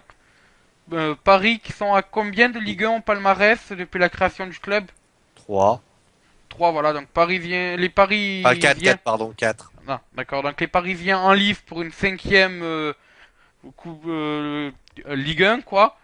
Marseille et Lyon, eux aussi, sont toujours en lice, donc à surveiller aussi. Voilà. As-tu quelque chose à rajouter sur ce match? Non. D'accord, donc bon, rappel des faits. Victoire du Paris Saint-Germain 1-0 grâce à Zlatan Ibrahimovic sur penalty. Et donc c'est sur ce qu'on clôture cette analyse donc des matchs de Ligue 1. Mais nous n'en avons pas encore fini avec l'émission vu que nous allons un peu analyser le classement. Donc on en a parlé des différentes luttes qu'on a donc au sein de ce classement. La première, donc on va partir de haut pour aller en bas. La première grande lutte, je pense, elle oppose les trois premiers. L'Olympique Lyonnais, donc 48 points, une différence de plus 30, un dossier assez un peu confortable. Face à eux, Marseille, une série un peu en dents de scie, et le Paris Saint-Germain. Donc bon, on n'est pas là pour faire des pronostics, mais je pense que cette lutte-là va vraiment tenir en haleine toute la fin de saison. Et on peut voir que Lyon n'est pas à l'abri d'un faux pas. Tout comme Marseille d'ailleurs. Marseille qui est pas à l'abri de pas se qualifier en Ligue des Champions. Paris aussi. Donc va vraiment falloir suivre ces trois clubs. Je sais pas si t'es d'accord. Ouais. Voilà. Ensuite, bataille pour la Ligue Europa. Donc là, je vais dire aller jusqu'au septième. Vu qu'on a donc l'AS Saint-Etienne, pour l'instant qualifié en Ligue Europa d'office. 40 points, 4 points des leaders. Eux aussi, ils peuvent, s'ils enchaînent une série de victoires, se qualifier, enfin, du moins, se fier à la bataille pour cette Champions League. Derrière eux, à seulement un point, on a l'AS Monaco, même topo. L'AS Monaco peut se mettre dans cette lutte pour la Champions League, comme ils peuvent chuter, donc il va falloir suivre. Ensuite, Montpellier. Montpellier, on va dire, non surprise dans ce classement. On les attendait pas sixième en début de saison. Pour l'instant, ils commencent à se mettre dans la lutte à la Ligue Europa. Mais un faux pas peut définitivement les en éloigner, donc affaire à suivre. Enfin, dernière personne dans cette lutte, les Girondins de Bordeaux. Voilà, les Girondins qui malheureusement doivent faire mieux s'ils veulent espérer la Ligue Europa. Donc on note que je crois si les vainqueurs de l'Europa League, enfin si les vainqueurs par exemple de la Coupe de France et de la Coupe de la Ligue sont déjà qualifiés, ce seront les 6 premiers qui seront qualifiés. Mais malheureusement, chose qui arrive pas souvent. Donc on va compter les 5 premiers qualifiés. Donc pour l'instant, les qualifiés en Europe sont Lyon, Marseille, Paris, Saint-Étienne et Monaco. Donc affaire à suivre pour les autres équipes. Ensuite, c'est serré en milieu de tableau, vu que du 8ème, donc qui est l'OGC Nice, jusqu'au 13ème, qui est le LOSC, il y a à peine 4 points d'écart. Mais je pense que là, on tient, peut-être pas dans l'ordre, mais en tout cas, on tient le milieu de tableau à la fin de l'année, non? Merci, Sio. Ouais, à peu près. Il y aura quelques petits changements. Puis voilà. Voilà, donc bon, milieu de tableau, ça varie, hein. Si je te donne une place, tu me donnes une place. Voilà, mais je pense que, comme l'a dit Sio, à quelques changements près, on tient le milieu de tableau. Enfin, terminons par on va terminer avec une lutte qui va sûrement tenir en haleine les petits clubs, entre guillemets, vu que le Sporting Club de Bastia, le FC Lorient, Evian Tonon Gaillard, Toulouse, Caen, Lens et Metz se tiennent en 3 points. Donc bon ben voilà, on va dire une petite lutte dans les prochaines journées pour savoir qui va pouvoir tenir le maintien. On va terminer vite fait par un petit coup de statistique très très rapide, hein. À peine juste parce que j'ai remarqué des choses durant cette journée. Déjà, une moyenne de buts élevée. 22 buts si j'ai bien compté en 10 matchs, soit une moyenne pour les mathématiciens, hein, de 2,2 buts par match. Bon, je sais, il m'a fallu à la calculette pour ça. Sio, quand t'entends une stat comme ça de 2,2 buts par match, tu te dis quoi? Que le championnat est ouvert? Ou plutôt que... Enfin, c'est de bon signe, non, d'avoir une moyenne qui dépasse les 2 buts par match. Sio? Bah, oui, c'est très intéressant. Après, c'est pas non plus c'est pas non plus les moyennes, on va dire, des clubs allemands et des clubs anglais. Après. Oui, oui, ouais. Deuxième stat, par contre, elle va beaucoup moins réjouir. On en est à 41 cartons. 4,1 cartons Oui. par match. Ça fait mal. Malheureusement. Je crois que j'en suis à 6 cartons rouges. Aïe, aïe, aïe, il est où le souci? C'est les joueurs, c'est l'arbitre, c'est le jeu. Il est où le souci pour qu'il y ait 41 cartons jaunes sur une seule journée? Pour moi, Je vois que toi non plus, t'as pas la réponse. en fait, tout dépend des actions, tout dépend de la manière dont ça a été fait. Il y a eu un peu de tension aussi. Il peut y avoir aussi un mauvais jour. Hein, il y a des arbitres qui sont plantés. Ça peut être tout ça, quoi. Oui, mais bon. Enfin, moi, je sais pas, mais quand je vois cette stat, moi, ça m'inquiète un peu. 41 cartons en une journée. Non, c'est ce que il faut voir. Parce que si on regarde bien, il y a, t'es d'accord? Il y a 22 joueurs sur un terrain dans un match. T'es d'accord? Ouais. Donc, sur une journée, ça veut dire qu'il y a 220 joueurs sur un terrain. Oui. Si tu donnes 41, si tu donnes 41 cartons, je suis en F, mais bon, ça m'empêche pas de faire quelques probas. Et je pense que 41 cartons sur 220 joueurs, ça fait beaucoup, hein. Je sais pas si t'es d'accord. Ouais. Donc voilà, donc je me dis qu'il y a un souci, quoi. Ça fait exactement, hein, je vais vous dire, ça fait 18% des joueurs avertis. Je sais pas, C'est une ça... mauvaise journée aussi. Ça, Hein. je On peut trouve pas non plus tout que... mettre ça de dos. Hein. Oui. Nous découvrirons bien sûr si dans les jours à venir ça s'arrange. Bon, ben sur ce, c'est la fin donc de cette première émission donc de Ligue 1 Débriefing. La semaine prochaine, on se retrouve avec sûrement le retour du troisième mousquetaire Julien. Voilà. Alors ensuite, je partirai malheureusement en vacances entre guillemets parce que ben, moi aussi j'ai des épreuves de bac blanc à passer. Donc si Sio et Julien veulent reprendre le concept, je leur offrirai les clés du camion volontiers.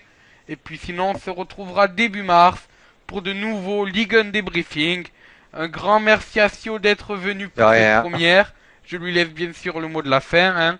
Et sur ce, moi je vous dis à ciao, bonsoir les amis. Voici Sio, t'as le mot de la fin. Mot de la fin. Donc c'était son dernier mot parce qu'il avait dit. Allez, à ciao, bonsoir les amis.